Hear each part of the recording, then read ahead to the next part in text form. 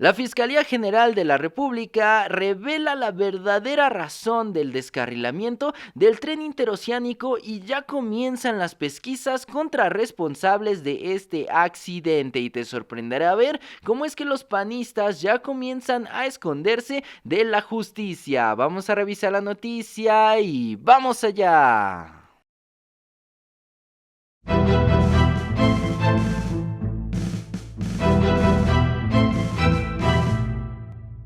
Pues así es, ciudadanos, se revelan las verdaderas razones detrás del trágico accidente del tren interoceánico y ya comienzan las primeras pesquisas de parte de la Fiscalía General. Pues vamos a revisar toda esta información porque hay muchísimo que se ha rescatado de todos los datos de la locomotora. Y es que tras este siniestro, una de las piezas clave de la investigación ha sido justamente la caja negra de la locomotora del interoceánico, que es un dispositivo que registra todos los datos del trayecto como la ubicación, el comportamiento del tren y especialmente la velocidad a la que circulaba este convoy. Y estos, ciudadanos, son datos objetivos y no opiniones ni suposiciones. La fiscalía recuperó esta caja negra y ni los panistas ni Loret de Mola pueden engañar a los datos duros, pues la caja negra muestra la realidad de los hechos. Pues la fiscal general Ernestina Godoy ha dicho que el exceso de velocidad en las rectas y en las curvas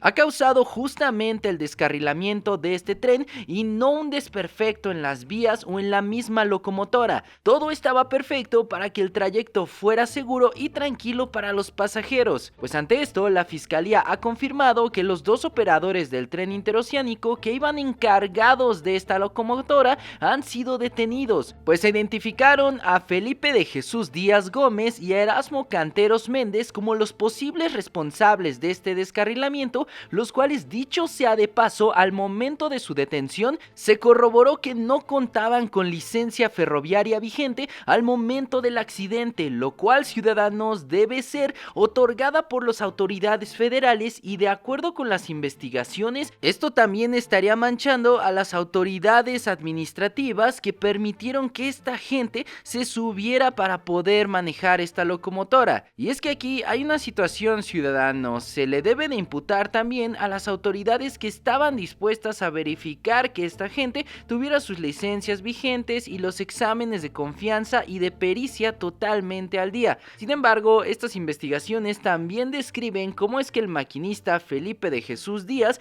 no accionó una válvula de frenado de emergencia al detectar que la máquina iba con exceso de velocidad al llegar al tramo de las curvas. Es decir, esto fue una negligencia de parte de los dos maquinistas. De igual forma, esta investigación describe cómo es que Erasmo Canteros Méndez, señalado como el operador de la máquina principal que arrastraba al convoy al momento del accidente, fue el responsable de acelerar hasta los 65 km por hora en el tramo de curvas donde descarriló al tren y que debería de llegar a un máximo de 50 km por hora. Es decir, ciudadanos, 15 km por encima de la velocidad límite recomendada.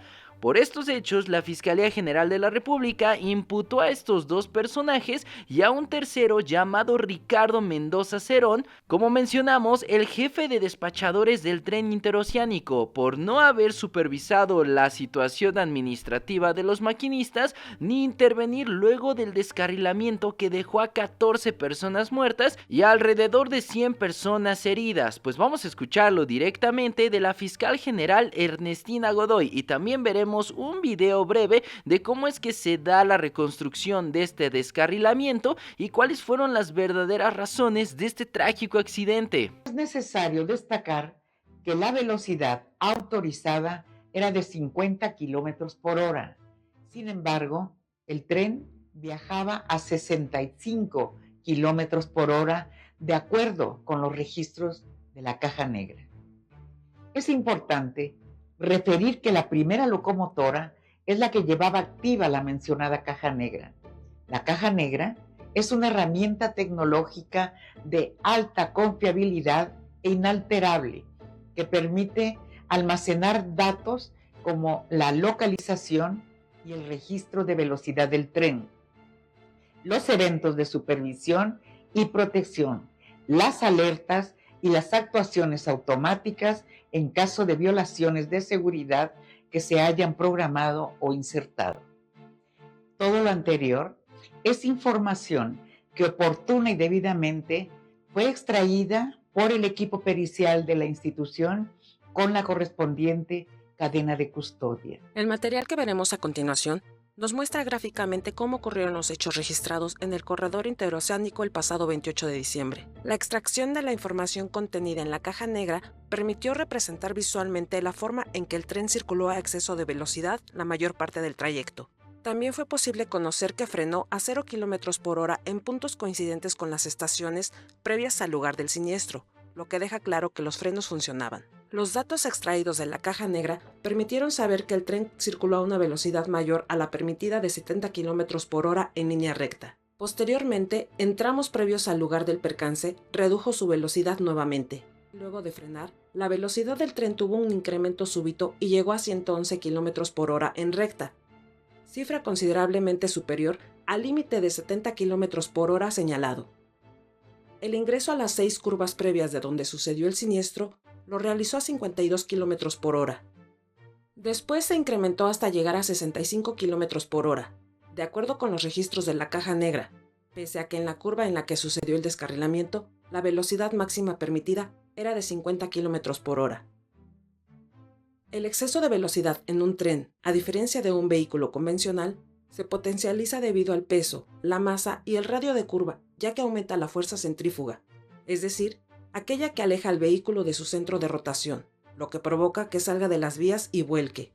Veamos ahora con mayor detenimiento esta representación gráfica. Como se ha mencionado, la caja negra registró que en diversas ocasiones el tren excedió el límite permitido de 70 km por hora en línea recta. También hubo puntos en que disminuyó la velocidad, incluso hasta frenar por completo hasta llegar a 0 km por hora, lo que deja claro que los frenos funcionaban. Al reanudar la marcha, hubo un punto en que llegó a 111 km por hora en un punto donde, como hemos comentado, el límite permitido es de 70 km por hora en línea recta. Posteriormente, previo al sitio del siniestro, el tren circuló por encima del límite de 50 km por hora hasta llegar a 65 km por hora, de acuerdo con los registros de la caja negra, lo que puede apreciarse claramente.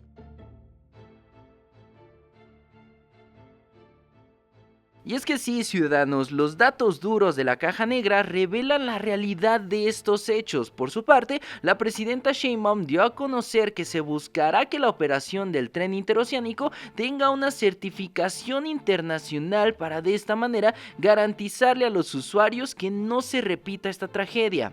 Además, la reparación integral de los daños a las víctimas, ya sea a familiares de los fallecidos o a heridos, en este caso, está dirigido a las 225 personas que conforman el universo total de todos los pasajeros que viajaban en el tren al momento del accidente. Bueno, como siempre, nuestra solidaridad, nuestro apoyo, nuestro abrazo, nuestro cariño a todas las personas que perdieron la vida, a sus familiares, a sus seres queridos.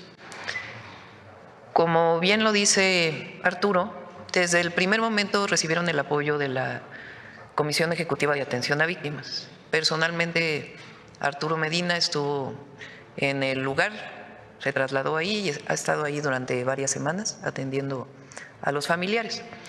El procedimiento de reparación integral del daño parte de la Fiscalía General de la República. Es una de las llamadas salidas alternativas de justicia que tiene que aceptar las víctimas o los familiares de las víctimas.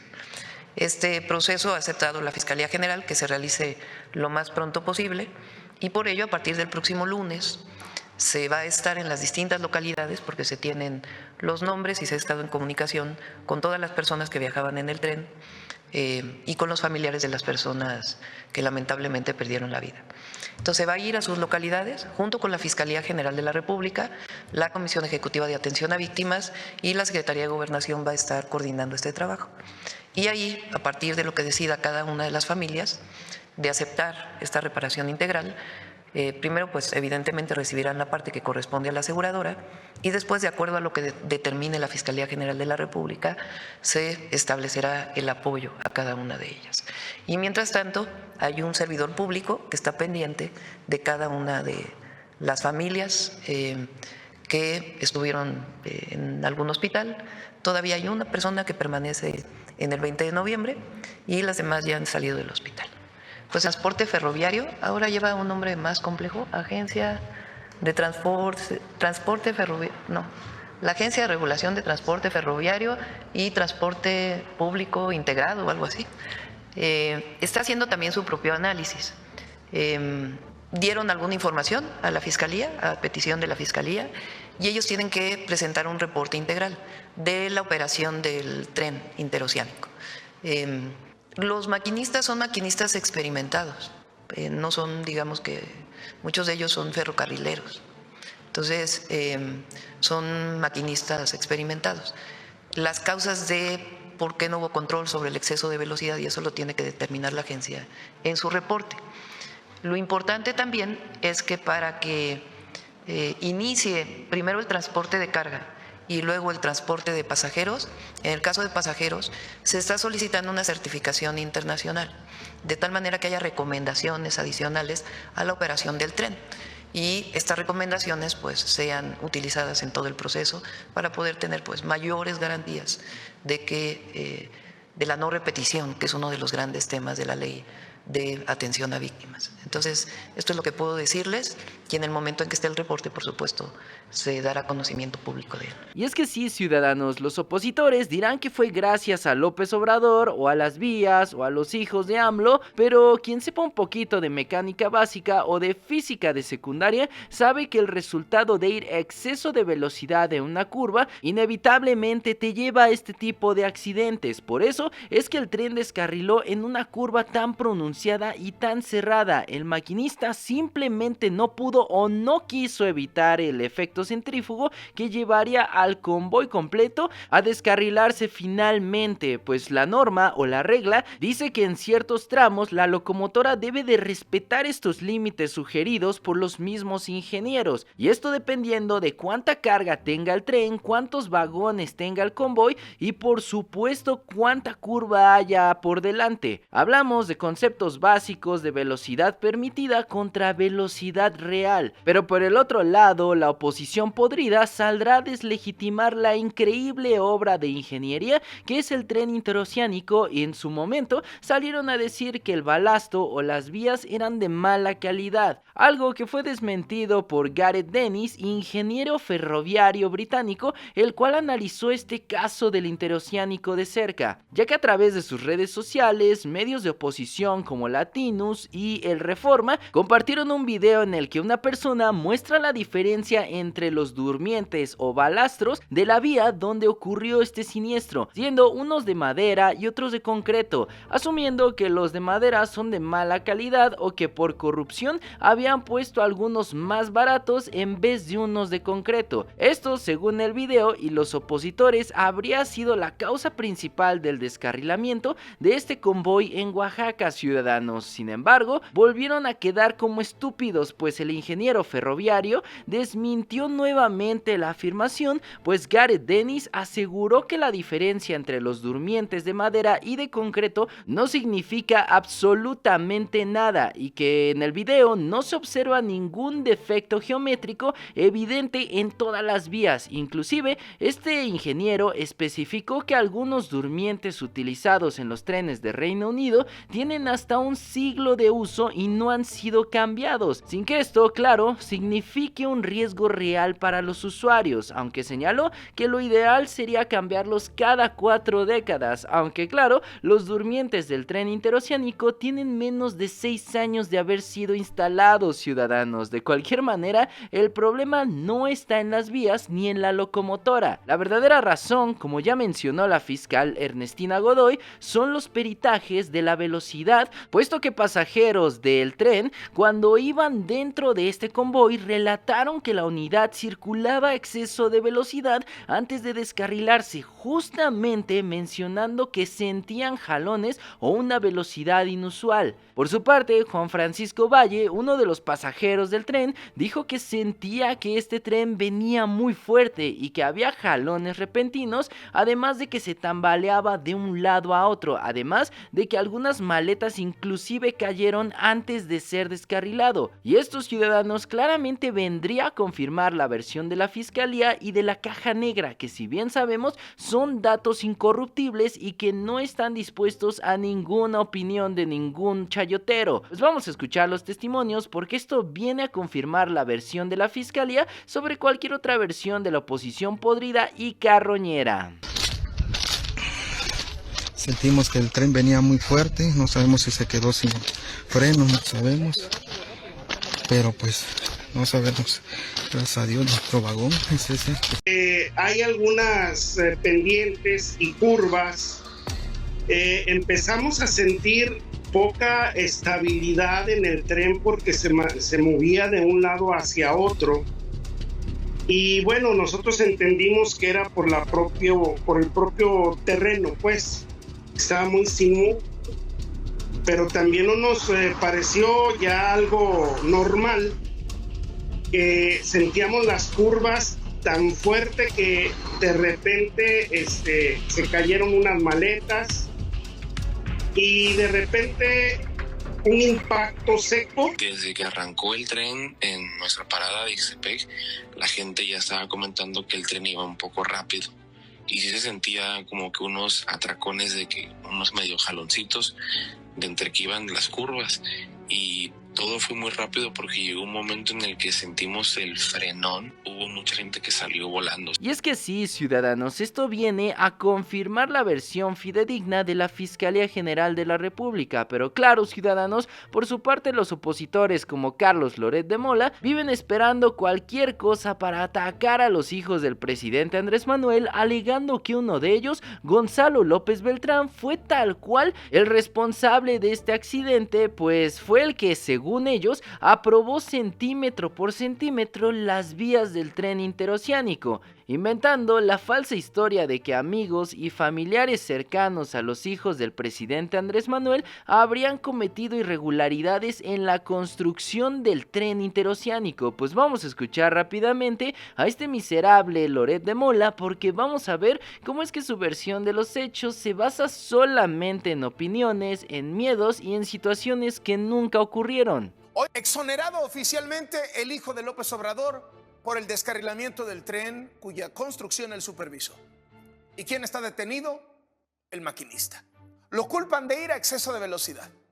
Hoy la fiscal general de la República le echó toda la culpa del accidente y de la muerte de 14 personas al conductor del tren. Presentó su primer dictamen del caso y en un video dirigido a los medios de comunicación, Ernestina Godoy descartó que hubiera desperfectos en cualquier elemento del convoy, de las locomotoras, incluso de los rieles o del balasto. Por supuesto, ni mencionó al hijo de López Obrador, Gonzalo Bobby López Beltrán, quien fue el supervisor de la obra. No se refirió a las irregularidades en el balasto. La fiscal solamente señaló un factor, que no se respetó el límite de velocidad. ¿Alguien se esperaba otra cosa de la fiscal? Ernestina Godoy salió a decir que el descarrilamiento del tren interoceánico que provocó la muerte de 14 personas en diciembre no fue por alguna falla del tren o de las vías. Señaló como responsable al conductor por ir a exceso de velocidad.